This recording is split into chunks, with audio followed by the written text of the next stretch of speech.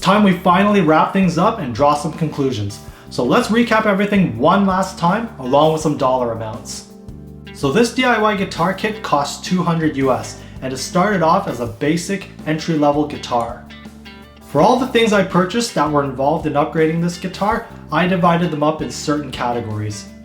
The first category are things that I purchased specifically for this one guitar, and they include the locking tuners, the roller string trees, the Tusk XL nut, the locking strap buttons, the compensated brass saddles, the Strat knobs, the Strat switch tip, and the pickups, the Area T neck, which I got from my local music store, and the Area T615, which I got off Reverb because it was the only place I could find it, so I paid a little bit more for that. Realistically, these are the only things that should count in terms of how much was spent in upgrading this one guitar, but because I'm pedantic and a completionist, I'm going to mention a few other things that were also involved in this upgrade.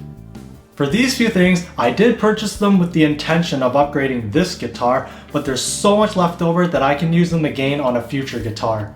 And even though I say I'm pedantic, I'm not so over the top that I'm going to do something like calculate the cost of each individual screw or washer. I also acquired a bunch of tools as I needed them, and these ones are specifically for guitar setups and repairs. And again, I can use these on any guitar I work on moving forward. And bear in mind, this is how much I personally paid for all these items. It's certainly possible that you might find a better deal elsewhere. So you've all been following me throughout these videos and you probably have your own opinions on what you think of this guitar and how it sounds, so it's time for me to draw my own conclusions. So what do I think about this guitar now? Well, on the whole, it's much better than before. Well, I mean, of course it would with all the parts and money I threw at, so how is it better? Well, in terms of sound, it's an improvement to my ears. All the hardware contributes to better intonation and the tuning does hold up much better. It's not perfectly rock solid, but it is better than before. The noiseless pickups are a great addition. I can crank up the gain and not worry about the 60 cycle hum buzzing over top of everything. And that's always a good thing. And even if I play clean, it still sounds like a Tele. It still has that bright twang, so these pickups are as advertised, if you want to consider this a quick mini review of these particular pickups. In terms of playability, it plays much, much better, and I can pinpoint this to one thing, which leads me to talking about the biggest difference maker, and in the case of playability, it's the nut. Specifically, the fact that I filed the nut to a point that it gave me the action that I like. In the past, I've taken my guitars to my local music store for complete setups, and even when I request for low action, I still find that it's not quite where I want it to be. But since I could cut my own nut in this case, I could achieve exactly what I want, for better or worse. It's made me realize how significant the nut is and how much of a difference it makes, because it's usually overlooked and most people wouldn't think of making adjustments to the nut, because filing it is an irreversible task and you don't normally fill in nut slots.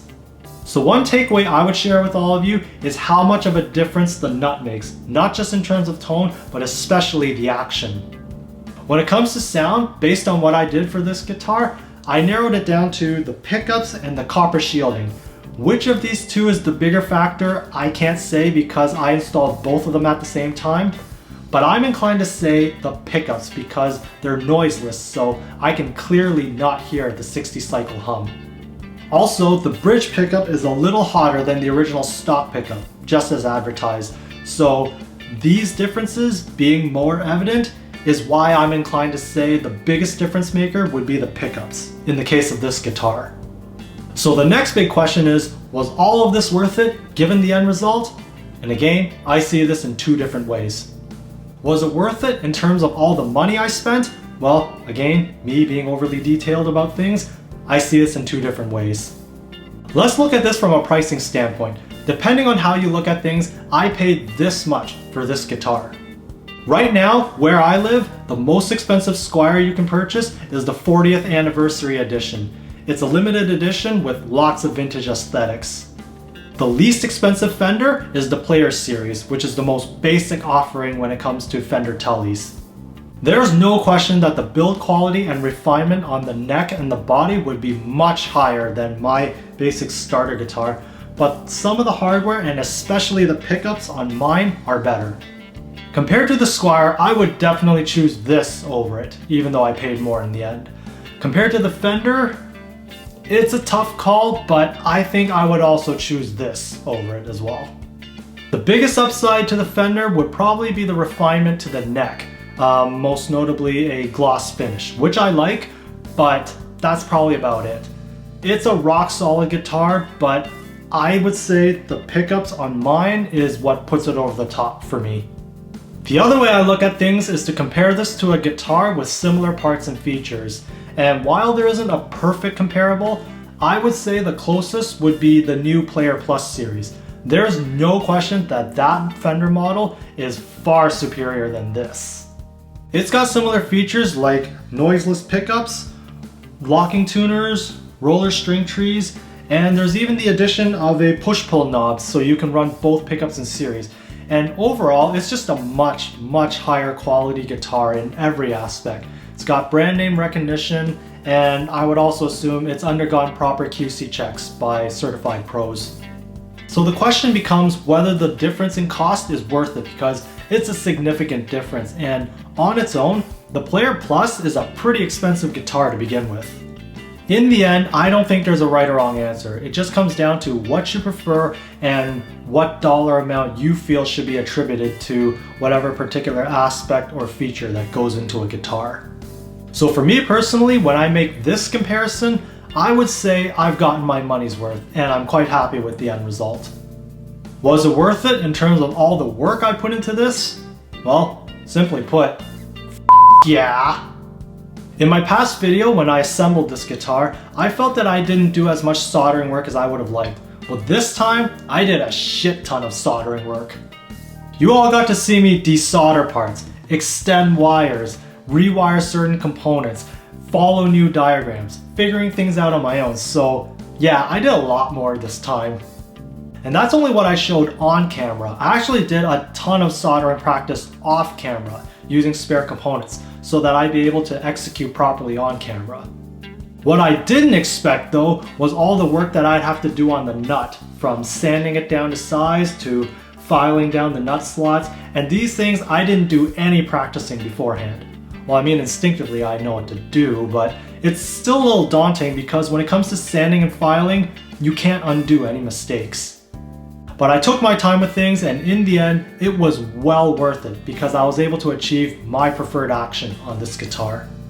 So given all the work and effort that I put into this guitar, it actually feels very rewarding to have gotten my hands dirty and to come out of this with a successful result. So I'd say if you're not afraid to try new things, I'd highly encourage you to try modding your guitars. You'll definitely learn things along the way, and the end result is a guitar that's not only improved, but also more personal and unique to you. Okay, I've just about covered everything that I could conceivably think of with this guitar upgrade over 10 videos, so what did you all think? Would love to hear from all of you. Thank you so much for watching, whether you checked out some of the videos or even just one. And if you happen to sit through all 10 videos from beginning to end, I can't tell you how appreciative I am. Just knowing that there are people out there who are genuinely interested in my content and can take away something from whatever I share, that keeps me going with what I do. So please, leave your comments below, click that thumbs up, feel free to share any of my videos, and please, click that subscribe button down below to stay on top of all my future videos. This is Tsunami Red, signing off.